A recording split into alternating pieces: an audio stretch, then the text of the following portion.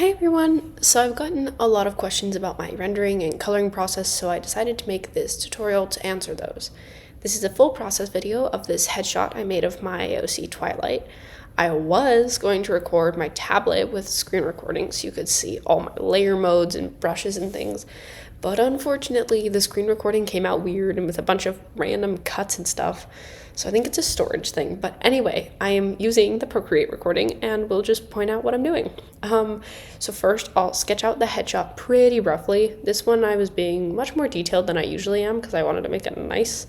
But sometimes I'll even just do like random shapes and then go straight to line art after.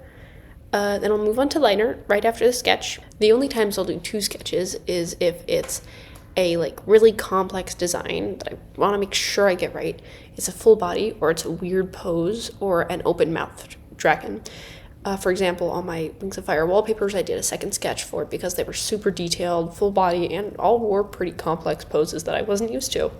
These open mouths, though, I swear, I did at least 5 sketches on my first ones. It was insane. So after that, I'll merge all my line art layers together and I'll turn the line art color to black.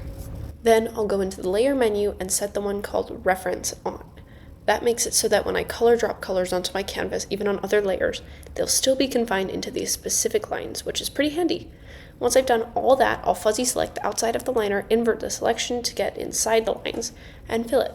Then I'll create a layer above it, clip that layer to the silhouette one, and start filling in colors. If you didn't understand all that, I'm sorry. You were supposed to be able to follow along with the recording, but unfortunately my tablet was dumb, so blame it and not me. Then I'll do my background, and I do that first so I can use the shading to make the character match the background. I'll pick a color from a background to shade to. So for shading, I get a clipped layer, and I shade it with multiply. But here's the really important part. Once I finish the cell shading, I'll duplicate that layer and Gaussian blur it to get the soft shading that I have. I'll do the same for the lighting, but on a vivid light layer. I prefer the vivid light layer over the addition layer because it's good at making your colors really bright, but also really vibrant. So instead of making it seem like white, it'll make it seem like whatever color you're actually drawing on the canvas with, and that's really cool. So you have to make sure though that your colors are very bright and saturated for the vivid light layer, or else it'll kind of get murky and brown and not look good. So you have to just kind of test out a bunch of different colors and see what works. For coloring the line art, I first set the line art to an alpha lock layer, and then that way I can color on it without adding any colors outside of what it already was. So I'm not going to color, I'm not going to draw anything extra on it. I'm just going to recolor what's already there. So set it to alpha lock. And then I'm not overly careful about making sure every bit of my line art layer is darker than the colors beneath it, because once I blur it, it'll all look pretty good.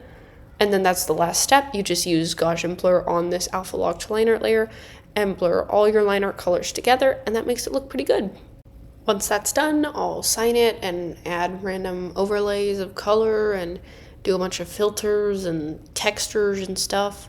The filters I mostly use are the chromatic aberration one and noise.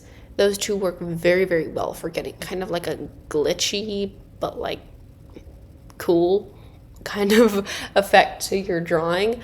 And noise actually also works very well if you're worried about art theft, for not letting people color pick off of your drawing. So that's pretty good too. If you like this tutorial, my DeviantArt link is in the description, and I'd love it if you'd support me. My commissions are also open, so please consider checking those out too. Again, it's all in the description. Thank you so much for watching, and I'll see you in the next video.